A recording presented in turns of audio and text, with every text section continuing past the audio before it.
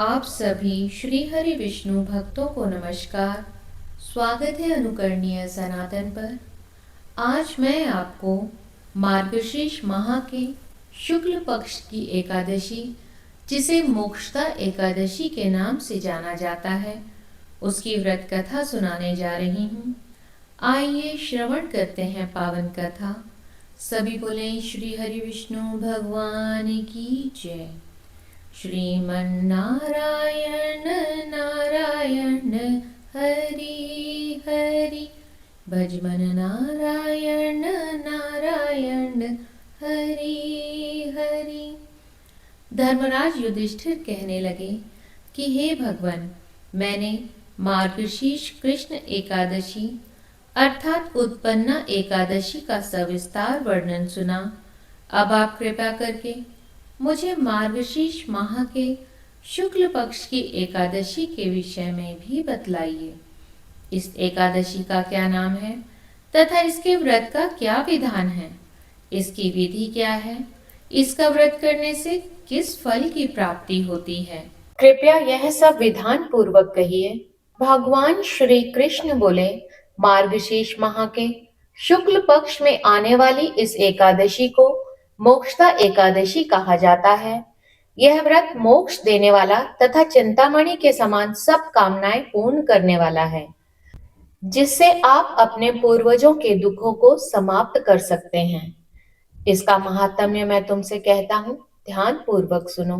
गोकुल नाम के नगर में वैखानस नामक राजा राज्य किया करता था। उसके राज्य में चारों वेदों के ज्ञाता ब्राह्मण रहा करते थे। वह राजा अपनी प्रजा का पुत्रवत पालन करता था। एक बार रात्रि में राजा ने एक स्वप्न देखा कि उसके पिता नरक में हैं। उसे बड़ा आश्चर्य हुआ। प्रातः वह विद्वान ब्राह्मणों के पास गया और अपना स्वप्न सुनाया। उसने कहा, मैंने अपने पिता को नरक में कष्ट उठाते देखा है। उन्होंने मुझसे कहा कि हे पुत्र, मैं नरक में पड़ा हूं, यहां से तुम मुझे मुक्त कराओ। जब से मैंने यह वचन सुने हैं, तब से मैं बड़ा ही चिंतित और बेचैन हूं। चित्त में बड़ी अशांति हो रही है। मुझे इस राज्य, धन, पुत्र, स्त्री, हाथी, घोड़े आदि में कुछ भी सुख प्रतीत नहीं होता। अब मैं क्या करूं? राजा ने कहा, हे ब्राह्मण देवताओं, इस दुख के कारण मेरा सारा शरीर जल रहा है। अब आप कृपा करके कोई तप, दान, व्रत आदि ऐसा उपाय बताइए जिससे मेरे पिताजी को मुक्ति मिल जाए। उस पुत्र का जीवन व्यर्थ है जो अपने माता पिता का उद्धार न कर सके। एक उत्तम पुत्र जो अपने माता पिता तथा पूर्वजों का उद्धार करता है, वह 1000 मूर्ख पुत्रों से अच्छा है। जैसे एक चंद्रमा सारे जगत में प्रकाश कर देता है, परंतु हजारों तारे नहीं कर सकते। ब्राह्मणों ने कहा, हे राजन, यहाँ पास ही भूत भविष्य वर्तमान के ज्ञाता पर्वत ऋषि का आश्रम है। आपकी समस्या का हल वे अवश्य करेंगे। ऐसा सुनकर राजा मुनि के आश्रम पर गए।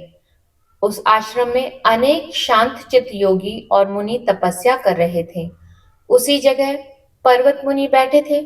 राजा ने मुनि को साष्टांग दंडवत किया। मुनि ने राजा से सांगोपांग कुशल पूछी। राजा ने कहा कि महाराज, आपकी कृपा से मेरे राज्य में सब कुशल है, परंतु अकस्मात मेरे चित्त में अत्यंत अशांति होने लगी है।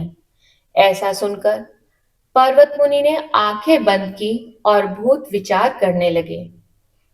फिर बोले, हे राजन, मैंने योग के बल से तुम्हारे पिता के कुकर्मों को जान लिया है। उन्होंने पूर्व जन्म में कामातुर होकर एक पत्नी को रति दी, किंतु सौत के कहने पर दूसरी पत्नी को ऋतुदान मांगने पर भी नहीं दिया। उसी पाप कर्म के कारण तुम्हारे पिता को नरक में जाना पड़ा। तब राजा ने कहा, इसका कोई उपाय बताइए। मुनि बोले, हे राजन, आप मार्गशीर्ष एकादशी का उपवास करें और उस उपवास के पुण्य को अपने पिता को संकल्प करके दें। इसके प्रभाव से आपके पिताजी को अवश्य नरक से मुक्ति मिलेगी। मुनि के ये वचन सुनकर राजा महल में आया और मुनि के कहे अनुसार कुटुंब सहित मोक्षदा एकादशी का व्रत किया। इसके उपवास का पुण्य उसने पिता को अर्पण कर दिया।